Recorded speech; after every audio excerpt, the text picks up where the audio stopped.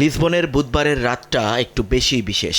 Real Madrid ডাগআউটে অভিষেক হওয়া Alvaro Arbeloa আর প্রতিপক্ষ বেঞ্চে তার সাবেক গুরু হোসে মরিনিও। জাবি আলোনসো বরখাস্ত হওয়ার মাত্র 2 সপ্তাহের মাথায় আরবেলোয়ার সামনে এখন পাহাড় সমচাপ, যার কারণ একজন Mourinho, the special one. Benfica অবশ্য নিজেও যে স্বস্তিতে আছে তা কিন্তু নয়। 2 জয় আর 5 পরাজয়ে তাদের ঝুলিতে আছে কেবল 6 পয়েন্ট। সেরা 24-এ থাকা অলিম্পিয়াকোসের চেয়ে 2 পয়েন্ট কম। তাই রিয়াল মাদ্রিদের বিপক্ষে ম্যাচ জয়ের কোনো বিকল্প নেই মরিনিওর সামনে। হার বা ড্র তাদের ছিটকে দেবে আসর থেকে। রিয়াল মাদ্রিদকে আমি ভালোবাসি, আর বেলোয়াকে ভালোবাসি, কিন্তু বুধবারের এই ম্যাচে হয় তুমি মারবে না হয় মরবে, এটাই আমাদের শেষ সুযোগ।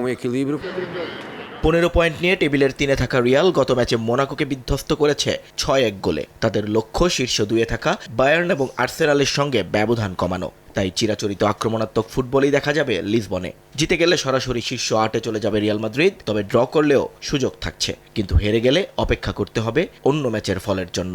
তাই এত ঝামেলায় না গিয়ে গুরুকে হারিয়েই এগিয়ে যেতে চান আরবেলোয়া।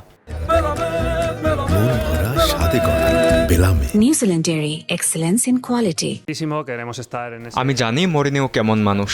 এই ধরনের ম্যাচে উনি কতটা সিরিয়াস থাকেন এটা আমি জানি। আমার তাই দলের চেয়ে তাকে নিয়ে বেশি ভয়। কিন্তু এই ম্যাচটা আমাদের জন্য গুরুত্বপূর্ণ। আমরা জয় ছাড়া কিছুই ভাবছি না।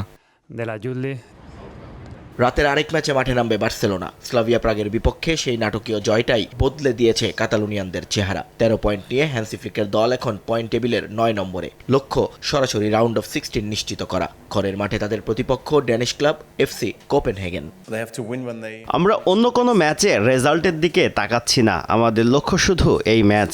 আমাদের হাতে যথেষ্ট প্রতিভা আছে এবং ডেনিশ চ্যালেঞ্জ সামলাতে আমরা প্রস্তুত। তবে বার্সার জন্য পথের কাটা চোট আর নিষেধাজ্ঞা। স্লাভিয়া ম্যাচে চোট পাওয়া পেদ্রি থাকছেন সাইডলাইনে, আর কার্ডের খড়গে মাঠের বাইরে ফ্র্যাঙ্কি ডি ইয়ং। মাঝমাঠের এই শূন্যতা পূরণ করাই এখন বড় চ্যালেঞ্জ ফ্লিকের জন্য। নিয়ন মোহাইমিন, সময় সংবাদ।